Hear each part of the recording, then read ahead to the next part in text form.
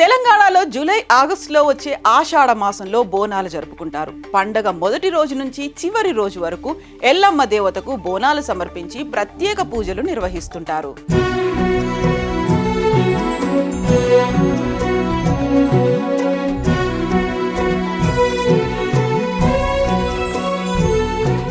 ఆషాఢ మాసం వచ్చిందంటే చాలు తెలంగాణలో గ్రామ దేవతలను పూజించే సంప్రదాయం మొదలవుతుంది.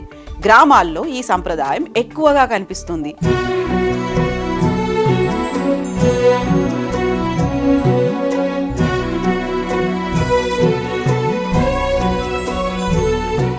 బోనాల విషయానికొస్తే సికింద్రాబాద్, హైదరాబాద్తో పాటుగా తెలంగాణ రాష్ట్ర వ్యాప్తంగా జరుపుకుంటారు. రాయలసీమలోని కొన్ని ప్రాంతాల్లో హిందువులు ఈ పండుగను ఘనంగా జరుపుకుంటారు.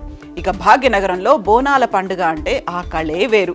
దీన్ని ఆషాఢం జాతర అని కూడా పిలుస్తారు. రాష్ట్రంలో 10 ఏళ్ల తర్వాత కొత్త సర్కార్ కొలువైంది. ఈ నేపథ్యంలో బోనాల జాతర ఘనంగా నిర్వహించేందుకు ప్రభుత్వం అన్ని ఏర్పాట్లు చేస్తోంది.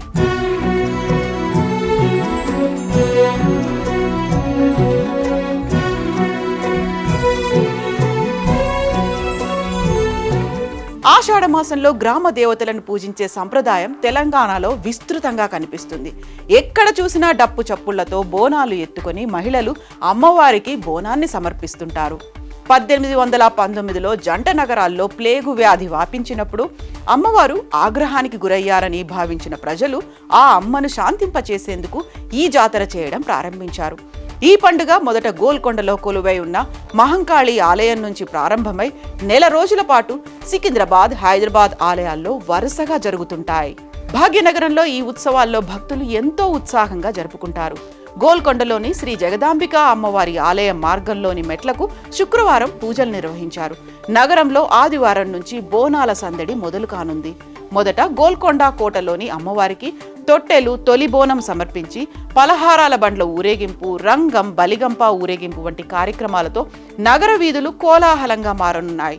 గోల్కొండ కోటలో 4 వారాల పాటు సాగే ఈ బోనాల ఉత్సవంలో భాగంగా 14న సికింద్రాబాద్లోని శ్రీ ఉజ్జయిని మహంకాళి అమ్మవారికి బోనాలు, 21న లాల్ దర్వాజా శ్రీ సింహవాహిని అమ్మవారికి బోనాల జాతర జరుగుతాయి. తిరిగి బోనాల జాతరకు గోల్కొండ కోటలో ముగిసేందుకు వీలుగా ప్రభుత్వం అన్ని ఏర్పాట్లు చేసినట్లు వార్తలు.